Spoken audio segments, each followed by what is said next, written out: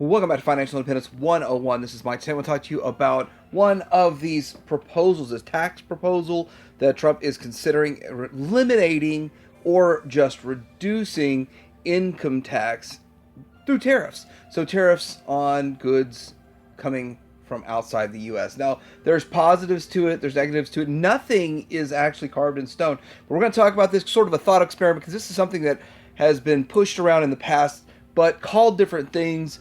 But this is a different take on it, different way to go. And of course, looking into history, we didn't have income tax since 1913. We're going to get into a little bit of history of income tax and whether or not this will work. We'll talk about this and more coming up.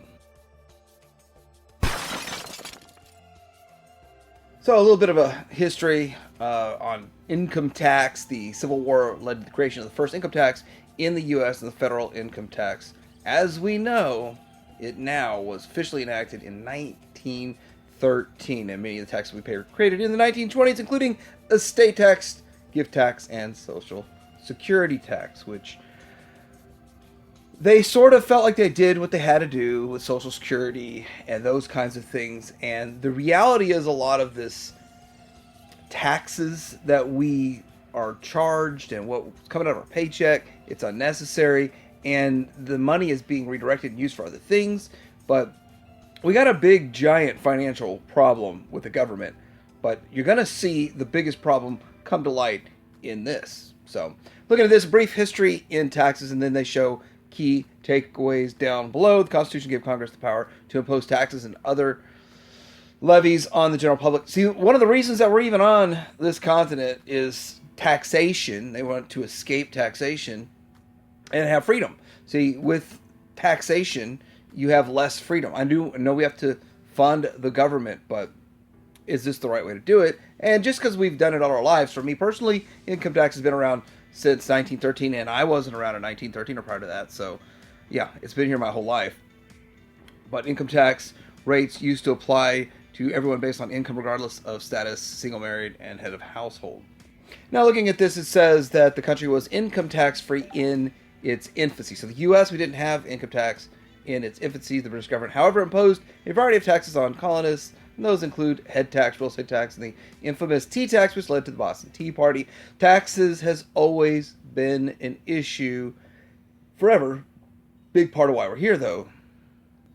Now, pointing this one out, it does talk about the creation of the Internal Revenue Service in the office, took over the individual states' responsibility of collecting federal taxes, and excise taxes were also added to almost every commodity possible: alcohol, tobacco, gunpowder, and tea. Now, one of the points when you look at income tax is what is the highest marginal income tax rate. That's meaning that we have a graduated tax system here, so this doesn't mean that your entire tax bill is 90% in those years, that is 90%, but it means that the highest tax rate for the highest level is 90%, meaning that everything below that has a lower rate up until you get the highest marginal tax rate. Now, it started out below 10% when they first originated, and war is what caused higher taxes. If you really look at all of these, the war is what's caused higher taxes. And bear that in mind, because war is expensive. And war is expensive both financially and death toll wise. Remember all that when it comes to war, and when you see on your TV war, and high taxes, they seem to go hand in hand. But looking over to the right here, you see pretty much since the 90s, it's topped out around 40%. And that just seems to be where it's topping out.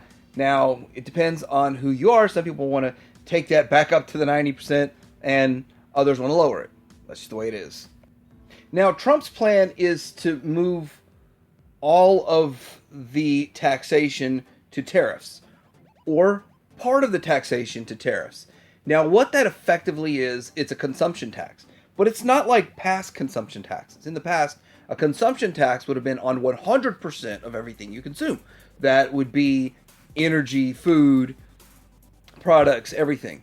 The goal with this, when it comes to Trump's tariff plan, is only imports would be you charge a tariff, and then it would lower income tax or eliminate income tax as an offset, making it easier for people to live. So could you imagine possibly keeping not even getting back, keeping $4,000 or $5,000 a year. Wouldn't that be nice to keep $4,000 or $5,000 a year? And then you have the choice. So you can buy food that was made in the USA, products made in the USA, energies made in the USA. Your houses are, if you're in a house that's already built, it's already built in the USA. There's not an additional tax on that. So you think about the necessities in life, the vast majority of those are made in the USA.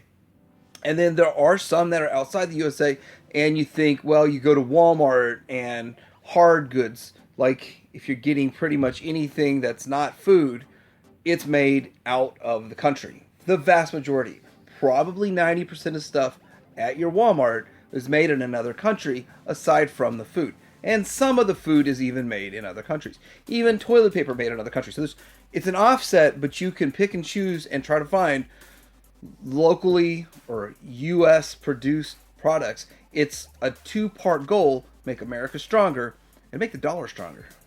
If they eliminated income tax entirely, you'd also eliminate the deductions. And I've always, ever since I was 16 years old and I got my first paycheck and started looking into our tax system, which is horrible. It's a horrible way to have a tax system. But I started noticing these deductions for your home mortgage deduction. They give you tax credits for EV cars. Even if you don't want an EV car, I mean, that you're not going to get part of that deduction.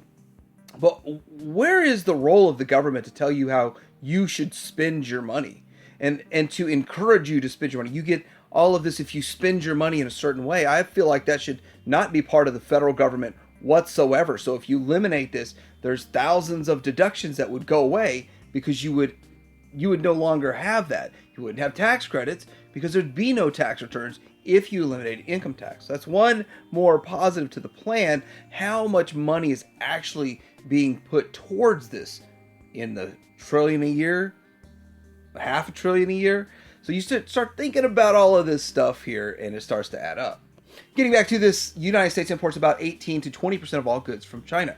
But more sobering number is that 60% of what you buy in the store is either made in China or has some percentage of Chinese content in the product, including Chinese labor. This isn't counting what we import from Taiwan. This doesn't count what we import from Vietnam. This doesn't count what we get from Japan. This doesn't count what we get from any of these other places over there. But the reality of it is China does produce the most, and they are the biggest manufacturer in the world. It's just hands down the largest manufacturer, and they would all be charged a tariff. There would be a tariff added to that, which effectively the end consumer actually pays that. So at the same time, of course, I want to look up and see how much product is manufactured in the U.S. Only 53% of the U.S. final demand for manufactured goods, a subset of the total output consisting of personal consumption, business investment, and government purchases, was domestically produced. So this is also, you have to understand how much of this is the military-industrial complex, and that's a large amount of money for something that consumers don't consume. So bear that in mind, because we do produce a lot of warring machines in the U.S., but 53%, I mean, that's not going to be the same as you going to Walmart and it being 53%. It's probably going to be more like, aside from food, less than 10. Taking a few excerpts from this article, the 5 things you need to know about Trump's tariff and income. If I haven't already covered it, then I'm using their points because I've already covered quite a bit. But let's get into talking about this.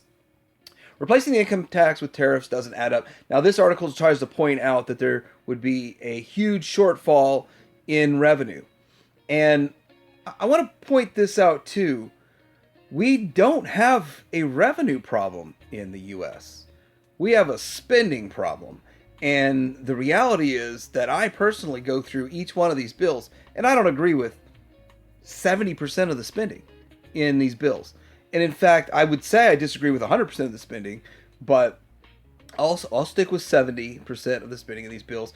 A lot of it is unnecessary. A lot of the spending in the U.S. is unnecessary. And then the future spending, the plans to wastefully spend in the future. So we have, number one, we have a spending problem in the U.S. And number two, when it comes to this, only about $2 trillion is raised from individual income tax revenue.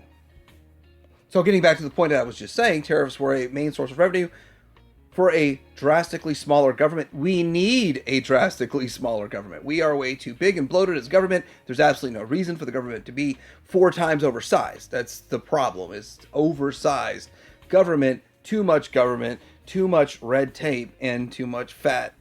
That's all there is to it. Too much wasteful spending. But hey, that's the main number one point. And even though this article isn't trying to point that out, it's blatantly in your face that we really need to cut spending in the U.S. That's the bigger problem when it comes to the tax situation. It isn't whether or not we're taxing income or we're taxing consumption, taxing tariffs. It's that we spend way too much.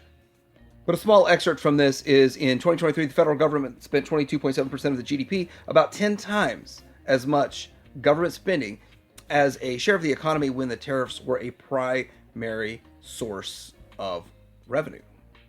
Now, this article does point this out. Although I pointed it out, I'm going to talk about this a little bit more, that if we see tariffs on products entering the country, then tariffs would raise costs for Americans. Now, there are options for a lot of those goods to purchase U.S.-made goods, and they would be cheaper. It would be to where U.S. manufactured items, U.S. produced items, food, energy, all those kinds of things would still stay the same price. And that's the whole thought process here with America First. That's an America First thought process.